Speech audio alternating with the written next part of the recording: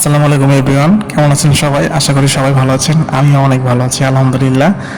তো ভিডিওটা ছিল মূলত শুক্রবারের। আমি যখন বাসায় ছিলাম তখন আম্মু আমাকে বললো যে একটু পেঁয়াজটা একটু ব্লেন্ড করে দে, কারণ আম্মু হচ্ছে রান্না করবে, পাশাপাশি হচ্ছে আমার বোনও রান্না করবে। কি একটা যেন বানাবে, খোবাইব না কি একটা নাম, যাই হোক আমার খেয়াল নেই নামটা সঠিক। খাবারটা হচ্ছে মূলত কুমিল্লা বা চট্টগ্রামের ওদিকে মানুষ এই খাবারটা খায়।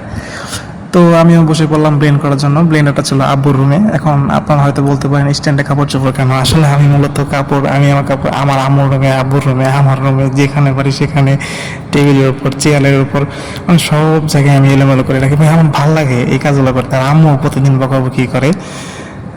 বিষয়টা আমার কাছে খুব ভালো লাগে, আমি মজা নিই। আব্বু আম্মু যতই ক্যাক ক্যাক ক্যাক করে আমার কাছে ভালো লাগে।